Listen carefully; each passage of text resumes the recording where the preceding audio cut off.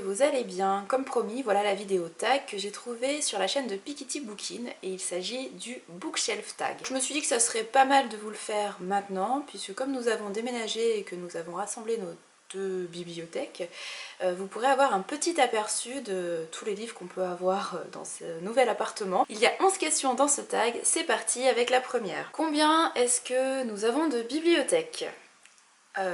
Alors j'ai pas compté avant. De tête, en fait on en a un petit peu partout. En bas on a combien? 1, 2, 3, 4, 5. Alors on a 6 bibliothèques ici. On a pas mal de livres qui traînent aussi sur un coffre qu'il y a à l'entrée. Ce sont des livres qu'on a empruntés à la médiathèque. Et on attend que ça réouvre pour les rendre. Moi j'en ai aussi un petit peu au-dessus de mon bureau des empreintes bibliothèques que j'ai pas encore lues. On a des petites piles aussi qui attendent d'être rangées quelque part. Voilà pour la pièce du bas.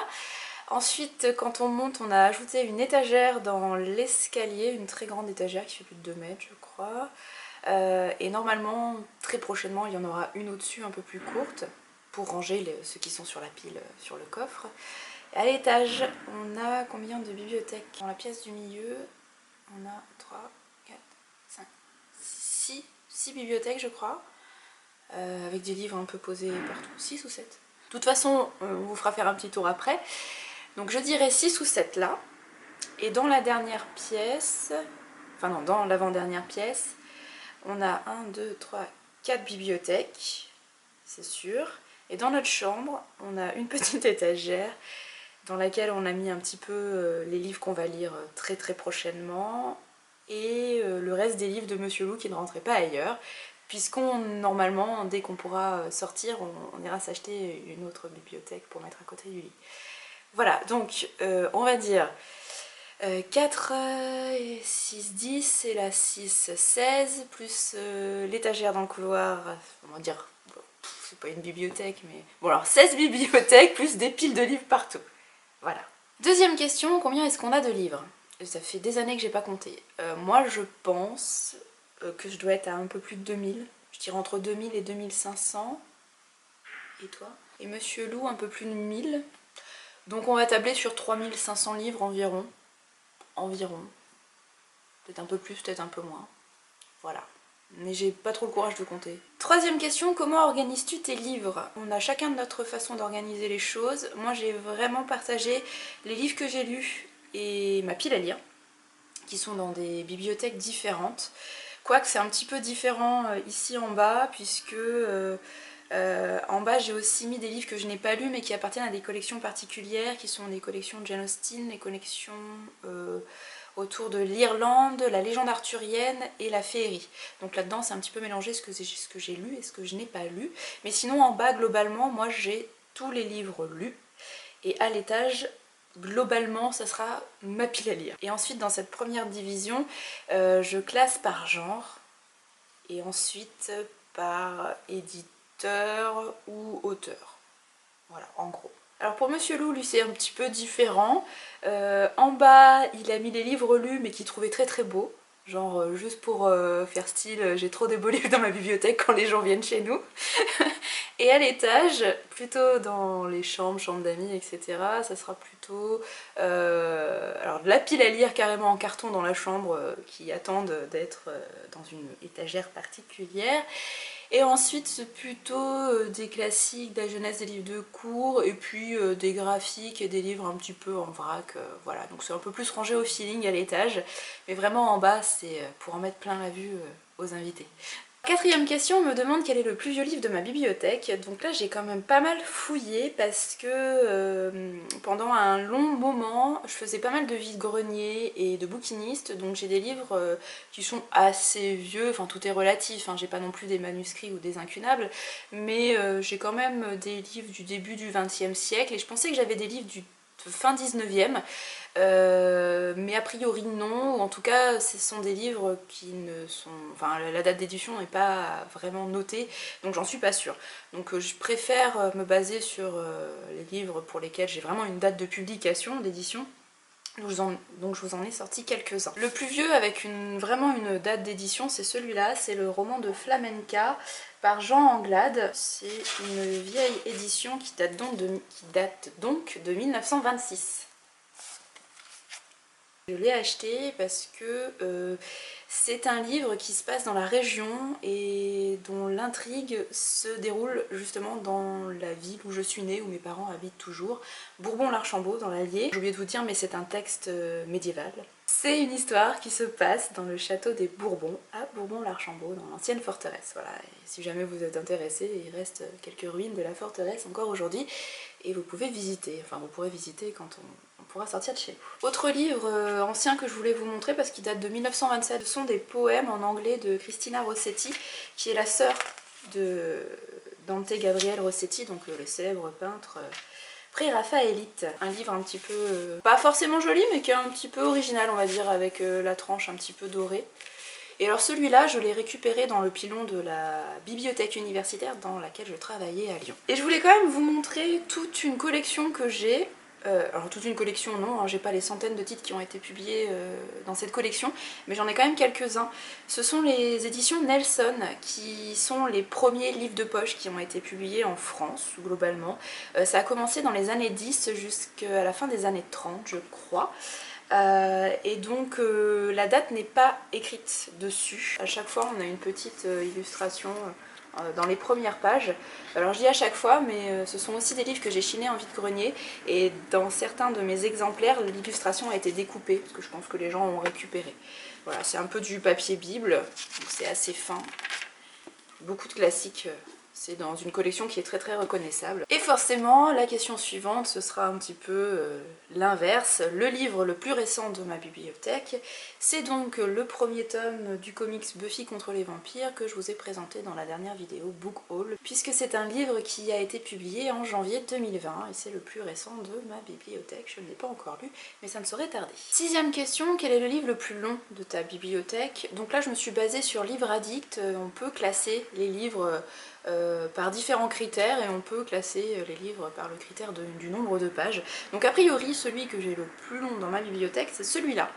Ce sont les romans merveilleux de Barjavel aux éditions Omnibus. Et il fait donc 1367 pages exactement. Et il rassemble 1, 2, 3, 4, 5, 6, 7, 8, 9 romans de Barjavel. Et au contraire, quel est le livre le plus court de ma bibliothèque? Alors là j'ai trouvé Matin brun de Frank Pavlov aux éditions Chênes. Et il fait exactement 11 pages. Voilà, c'est le plus court que j'ai pu trouver. C'est vraiment une toute petite nouvelle qui est souvent étudiée au collège, oui, au collège je pense, et qui met en avant la montée d'un système politique extrême, voilà, et qui questionne sur ce sujet-là. Donc vraiment très très très intéressant, en très peu de pages, en très peu de mots. Frank Pavlov nous dit de grandes choses, des choses très importantes, donc je vous conseille absolument, et ça se lit en 10 minutes à peine. Huitième question, quel est le genre littéraire le plus représenté dans ta bibliothèque? Donc je pense que pour Monsieur Loup et moi c'est plutôt la même chose, je dirais que c'est la littérature de l'imaginaire dans son ensemble, en sachant que chez Monsieur Loup ce sont aussi les graphiques, comics et BD qui sont très présents. Mais bon, globalement c'est plutôt l'imaginaire. Pour la question suivante, la 9e, il fallait que je vous parle d'un livre tiré au sort, soit par un logiciel de tirage au sort, soit par un proche. Donc j'ai demandé à Monsieur Loup qu'il me sorte un livre de ma bibliothèque. Et il a sorti un gros pavé aussi, Les Contes de Féerie de Pierre Dubois aux éditions Webec. Comme son titre l'indique, c'est un recueil de contes, une anthologie, qui parle de contes de féerie, qui met en scène le petit peuple, puisque Pierre Dubois est le spécialiste du petit peuple en France, c'est un elficologue. C'est illustré, comme très souvent chez Pierre Dubois, par son ami Roland Sabatier. Et petite anecdote sur ce livre, il s'agit d'un titre que j'ai acheté lors d'une des éditions des Imaginales, je ne sais plus en quelle année, mais voilà, je l'ai acheté directement à l'auteur, qui était donc là, et qui m'a dédicacé mon exemplaire. Et comme d'habitude avec Pierre Dubois, les séances de dédicace sont très longues, puisqu'il fait des dessins très détaillés, mais qu'il ne sait pas dessiner et parler en même temps. Donc quand il dédicace, si vous lui parlez, il s'arrête de dessiner et il vous regarde et les discussions sont passionnantes, mais en attendant la dédicace n'avance pas. Même si vous n'avez que 2 ou 3 personnes devant vous, il faut s'armer de patience et en même temps discuter avec Pierre Dubois c'est toujours assez passionnant puisque c'est un monsieur qui connaît énormément de choses. Pour la question suivante, la 10e, on demande est-ce qu'on a des goodies de lecteurs dans nos bibliothèques. Ah bah j'ai les Funko Pop Harry Potter dans les bibliothèques en haut, je vais vous montrer ça tout à l'heure. Sinon... Oui, effectivement j'ai une boîte pleine de marque-pages, mais qui n'est pas vraiment dans mes bibliothèques, elle est au-dessus de mon bureau, je pourrais vous montrer aussi si vous voulez. Sinon je crois que c'est tout. Ah aussi j'ai le jeu de cartes d'Harry l'Ouvre-Monde. Ah oui, tout en haut j'ai un jeu de cartes qui correspond à l'univers d'Harry l'Ouvre-Monde. Je l'avais reçu parce que c'était un financement participatif sur Ulule je crois. Donc voilà, le jeu de cartes est dans la bibliothèque mais tout en haut. Et j'avoue que j'ai un peu la flemme d'aller le chercher pour vous le montrer. Sinon j'ai pas mal de jolies cartes, stickers, etc. reçus lors de financement. Je pense notamment au financement des livres illustrés des œuvres de Jane Austen par Margot Motin aux éditions Thibert. J'en profite pour faire un petit aparté. Raison et Sentiment est en ce moment même en financement participatif sur Ulule. Selon les contreparties que vous choisissez, vous avez plusieurs goodies justement de lecteurs, des marque-pages, des stickers, des tote bags, etc. Donc voilà, moi j'ai participé, je crois qu'il y a déjà plus de 1800 ou 1900 exemplaires qui ont été achetés. Il reste une trentaine de jours pour participer également, donc n'hésitez pas, je vous mettrai le lien en description de la vidéo. Voilà, c'est ce genre de choses là que j'ai dans... pas forcément dans ma bibliothèque, mais en tout cas à côté de mon bureau ou en déco dans l'appartement. Et la 11e et dernière question, qui n'est pas vraiment une question, c'est de vous faire visiter un petit peu les bibliothèques. Donc on va essayer de faire ça, on va essayer de se déplacer dans l'appartement et de vous montrer un petit peu l'ampleur des dégâts. Voilà une petite vue d'ensemble de la pièce principale avec le chat toujours bien installé sur le canapé. Donc j'ai bien compté tout à l'heure, il y a bien 1, 2, 3, 4, 5, 6 bibliothèques avec plein de livres au-dessus. Globalement les livres qui en mettent plein la vue sont là, voilà. Et j'ai complètement oublié de vous parler de ma collection d'albums pour la jeunesse qui sont là. Voilà, donc il y en a quand même quelques-uns. Le fameux coffre avec des piles de livres encore, mais ça va pas rester. Là ce sont nos emprunts à la médiathèque qu'on a lus et donc on doit rendre. Et là voilà, ce sont les livres qui n'ont pas encore trouvé de place, mais qui devraient être rangés dans les escaliers. Je vais vous montrer ça tout de suite. La fameuse étagère dans les escaliers ressemble à ça. Voilà. Et donc là on a encore un petit peu de marge, donc je pense qu'on va mettre une autre étagère ici pour installer les livres qui sont en pile sur le coffre. Par contre voilà, on va pas mettre une étagère qui sera aussi longue parce que moi je suis petite, donc déjà ceux-là je peine à les attraper. Donc je pense qu'on mettra une étagère qui s'arrêtera par là au-dessus. Dans cette pièce qu'on considère comme un bureau, même si pour le moment on n'a toujours pas de bureau vu qu'on a emménagé il n'y a pas très longtemps et qu'on n'a pas eu le temps d'acheter tout ce qu'il nous fallait, notamment en rangement, et que là bon bah voilà, on attend de pouvoir sortir pour continuer un petit peu notre installation. On a pas mal de bibliothèques comme vous pouvez le voir, donc ça c'est plutôt ma partie à moi, et c'est plutôt ma pile à lire.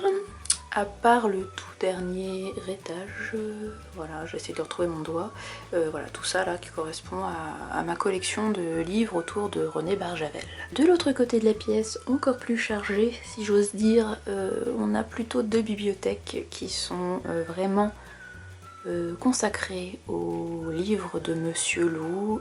Une grande partie de sa collection est ici, même si vous avez pu le voir, il y en a un petit peu ailleurs également, mais là voilà, c'est vraiment le gros du gros et comme vous pouvez le voir, il y a beaucoup de comics et de BD. Voilà, donc il faut qu'on achète une autre bibliothèque parce que là ça va être compliqué. Et enfin dans cette pièce on a une dernière petite bibliothèque pour le moment qui est quand même déjà bien chargée, enfin qui est très chargée, qui correspond moi à mes collections un petit peu documentaire plutôt, essai. Donc vous avez tout ce qui est livre de voyage et notamment autour de l'Irlande évidemment. Ensuite voilà, vous avez d'autres livres de voyage ici. Qu'est-ce que vous avez d'autre? Des biographies, vous avez du tricot, de la photo, loisirs créatifs on va dire, de l'histoire, du féminisme, et en bas c'est de l'art, voilà. Il y a même des petits dictionnaires ici. On continue la visite dans notre chambre d'amis, on peut dire ça. Alors moi là de ce côté, j'ai tout ce qui est manga et mes graphiques à moi. Donc, vous voyez, j'en ai quand même beaucoup moins que Monsieur Loup. Et là, ça correspond aussi à une pile à lire. C'est tout ce qui est contemporain et classique. Voilà. Et là, c'est les livres de Monsieur Loup qui sont plus du classique et livres de cours en gros. Encore deux autres dans la même pièce avec cette fois, donc vraiment cette bibliothèque là, que des mangas. Les mangas de Monsieur Loup. Et moi, ma petite collection, tout ce qu'il y a autour de Harry Potter avec les Funko Pop, ce dont je vous parlais tout à l'heure pour les goodies. Et là, vous avez un petit peu tout ce qui est jeunesse, pour vous montrer un petit peu l'ampleur des dégâts dans la chambre cette fois. Nous avons ici une grosse pile de livres qui correspondent globalement à la pile à lire de Monsieur Loup, donc le carton est plein. Voilà la dernière toute petite étagère qui est dans notre chambre et qui soutient la toute petite télé qu'on a dans la chambre et qu'on n'utilise jamais, enfin bon bref. Voilà, toute petite bibliothèque qui est utilisée pour le moment pour ranger les livres qu'on souhaite lire dans le mois, dans les semaines qui viennent. Donc là ce sont les livres de Monsieur Loup globalement. Moi j'ai pas encore fait petite sélection de piles à lire des semaines qui vont venir. À part le Mère Morte qui est là, que je dois lire pour le prix imaginal des bibliothécaires. Je suis très en retard, donc voilà, celui-là, ça sera plutôt moi qui vais le lire, donc je vais plutôt le mettre là. Et ça, hop là. J'espère que ce petit tour de nos bibliothèques vous aura plu. Si jamais vous voulez un vrai bookshelf tour, un petit peu plus long, qui vous montre un petit peu plus en détail tout ça, n'hésitez pas à le dire en commentaire.